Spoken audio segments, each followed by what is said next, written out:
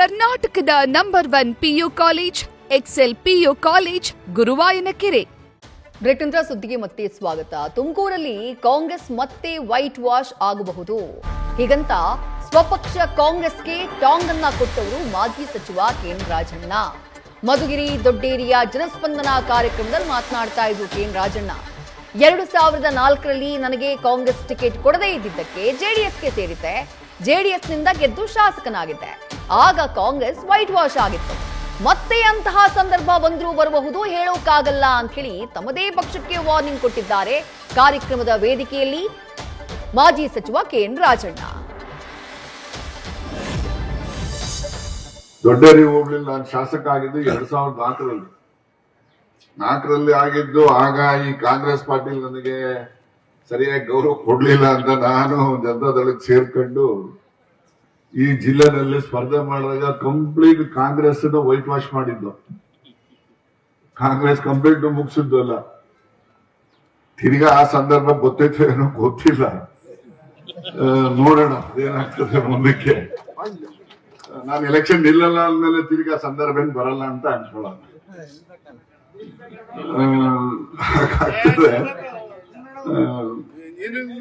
ಆಯ್ತಪ್ಪ, ನೀನ್ ಹೇಳ್ದಂಗೆ ನಾನು ಕೇಳೋದು ಆಯ್ತಲ್ವ, ಸುಮ್ಮನೆ ಕೂತ್ಕೊಂಡ್ಬಿಡಿ.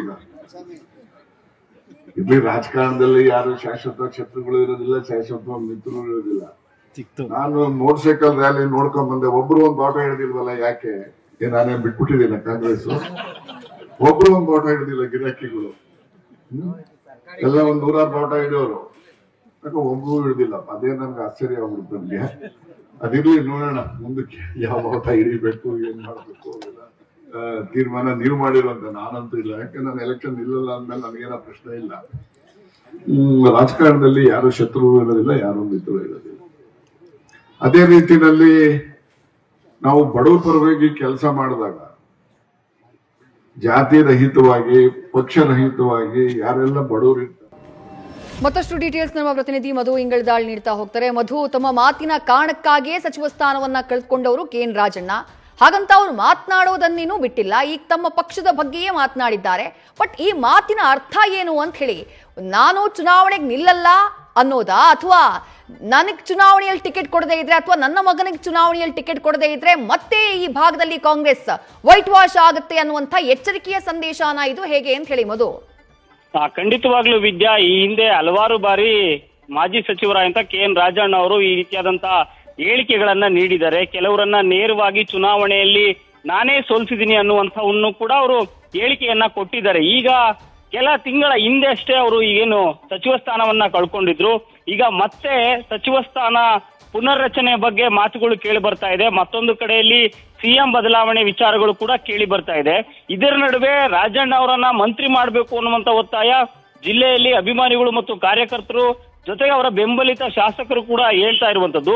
ಇದೆಲ್ಲದರ ನಡುವೆ ಇವರಿಗೆ ಒಂದು ಕಡೆಯಲ್ಲಿ ಮಂತ್ರಿ ಸ್ಥಾನವನ್ನ ಹೈಕಮಾಂಡ್ ಅಥವಾ ಸಚಿವ ಸಂಪುಟದ ಮುಖ್ಯಸ್ಥರಾಗಿರುವಂತಹ ಸಿಎಂ ಸಿದ್ದರಾಮಯ್ಯನವರ ಆಪ್ತರಾಗಿರುವಂತಹ ರಾಜಣ್ಣ ಅವರಿಗೆ ಕೊಡಬೇಕು, ಅವ್ರು ಕೊಡ್ತಾರೆ ಅನ್ನುವಂತ ಭರವಸೆನಲ್ಲಿ ಇರುವಂತದ್ದು. ಇದು ಯಾವುದು ಕೂಡ ಆಗ್ಲಿಲ್ಲ ಅಂತಂದ್ರೆ, ಹಿಂದೆ ಏನು 2004ರಲ್ಲಿ ಇವರಿಗೆ ಕಾಂಗ್ರೆಸ್ ನಿಂದ ಟಿಕೆಟ್ ಸಿಕ್ಕಿರ್ಲಿಲ್ಲ. ಆಗ ಇವರು ಬಂಡಾಯವಾಗಿ ಜೆಡಿಎಸ್ ಪಾರ್ಟಿಯನ್ನ ಸೇರಿರ್ತಾರೆ. ಜೆಡಿಎಸ್ ನಿಂದ ಇವರು ಶಾಸಕರಾಗಿ ಆಯ್ಕೆಯಾಗಿರ್ತಾರೆ. ಅಂತ ಸಂದರ್ಭದಲ್ಲಿ ತುಮಕೂರು ಜಿಲ್ಲೆನಲ್ಲಿ ಕಾಂಗ್ರೆಸ್ ಸಂಪೂರ್ಣವಾಗಿ ನೆಲಕಚ್ಚಿರುತ್ತೆ. ಅದೇ ವಿಚಾರವನ್ನ ಪ್ರಸ್ತಾಪ ಮಾಡಿರುವಂತದ್ದು. ಈಗ ರಾಜಣ್ಣ ಅವರು ಬೇರೆ ಪಾರ್ಟಿಗೆ ಹೋಗ್ತಾರ ಅನ್ನುವಂತಹ ಚರ್ಚೆಯನ್ನ ಹುಟ್ಟು ಹಾಕಿರುವಂತದ್ದು.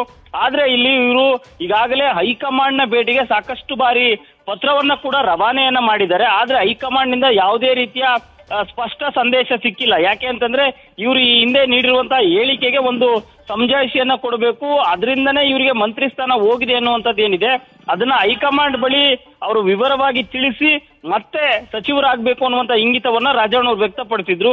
ಇದ್ಯಾವುದಕ್ಕೂ ಕೂಡ ಹೈಕಮಾಂಡ್ ಸೊಪ್ಪು ಹಾಕಿಲ್ಲ. ಹಾಗಾಗಿ ಮತ್ತೆ ಒಂದು ರೀತಿಯಲ್ಲಿ ಹೈಕಮಾಂಡ್ಗೆ ಸಂದೇಶವನ್ನ ರವಾನಿಸುವಂತಹ ಹೇಳಿಕೆಯನ್ನ ಈಗ ರಾಜಣ್ಣ ಅವರು ನೀಡಿರುವಂತದ್ದು. ಅದು ಕೂಡ ಅವರ ಸ್ವಕ್ಷೇತ್ರ ಮಧುಗಿರಿಯ ದೊಡ್ಡೇರಿ ಗ್ರಾಮ ಪಂಚಾಯಿತಿ ವ್ಯಾಪ್ತಿನಲ್ಲಿ ನಡೆದಂತ ಜನಸ್ಪಂದನ ಕಾರ್ಯಕ್ರಮದಲ್ಲಿ ಬಹಿರಂಗವಾಗಿ ಈ ಒಂದು ಹೇಳಿಕೆಯನ್ನು ನೀಡಿರುವಂತದ್ದು. ಜೊತೆಗೆ ಮುಂದಿನ ದಿನಗಳಲ್ಲಿ ಇವರು ರಾಜಕೀಯಕ್ಕೆ ಅಂದ್ರೆ ನಾನು ಚುನಾವಣೆಗೆ ನಿಲ್ಲಲ್ಲ ಅನ್ನುವಂಥದ್ದನ್ನ ಕೂಡ ಒಂದು ಕಡೆ ಹೇಳಿದ್ರೆ, ಮತ್ತೊಂದು ಕಡೆಯಲ್ಲಿ ಜನರ ಏನಾದ್ರೂ ಒತ್ತಾಯವನ್ನ ಮಾಡಿದ್ರೆ ಸ್ಪರ್ಧಿಸಬೇಕಾದಂತ ಅನಿವಾರ್ಯತೆ ಇದೆ ಅನ್ನುವಂತಹ ವಿಚಾರಗಳನ್ನು ಕೂಡ ಅವರು ಹಲವು ಬಾರಿ ಹೇಳಿದ್ರು. ಎಲ್ಲವನ್ನ ಏನು ಅಂತಂದ್ರೆ ಅವಲೋಕನ ಮಾಡಿ ಹೇಳೋದಾದ್ರೆ ಹೈಕಮಾಂಡ್ಗೆ ಒಂದು ರೀತಿಯಲ್ಲಿ ರಾಜಣ್ಣ ಅವರನ್ನ ಎದುರಾಕೊಂಡ್ರೆ ಯಾವ ರೀತಿಯಾದಂತಹ ಪರಿಣಾಮ ತುಮಕೂರು ಜಿಲ್ಲೆನಲ್ಲಿ ಬೀರುತ್ತೆ ಅನ್ನುವಂತ ಸಂದೇಶವನ್ನ ಸಾರೋದಿಕ್ಕೆ ಈ ರೀತಿಯಾದಂತಹ ಒಂದು ಹೇಳಿಕೆಯನ್ನ ನೀಡಿರುವಂತದ್ದು ವಿದ್ಯಾ. ಥ್ಯಾಂಕ್ ಯು ಮಧು ತಮ್ಮೆಲ್ಲ ಡೀಟೇಲ್ಸ್ಗೆ. ಕಾಂಗ್ರೆಸ್ ಪಾರ್ಟಿ ನನಗೆ ಸರಿಯಾಗಿ ಗೌರವ ಕೊಡ್ಲಿಲ್ಲ ಅಂತ ನಾನು ಜನತಾದಳಕ್ಕೆ ಸೇರ್ಕೊಂಡು ಈ ಜಿಲ್ಲೆನಲ್ಲಿ ಸ್ಪರ್ಧೆ ಮಾಡಿದಾಗ ಕಂಪ್ಲೀಟ್ ಕಾಂಗ್ರೆಸ್ ವೈಟ್ ವಾಶ್ ಮಾಡಿದ್ದು. ಕಾಂಗ್ರೆಸ್ ಕಂಪ್ಲೀಟ್ ಮುಗಿಸಿದ್ದು ಅಲ್ಲ. ತಿರ್ಗಾ ಆ ಸಂದರ್ಭ ಗೊತ್ತೈತೆ ಏನೋ ಗೊತ್ತಿಲ್ಲ, ನೋಡೋಣ ಅದೇನಾಗ್ತದೆ ಮುಂದಕ್ಕೆ. ನ್ಯೂಸ್ ಫಸ್ಟ್ ನಿರ್ಭೀತಿಯಿಂದ ನಿಮ್ಮ ಪರವಾಗಿ.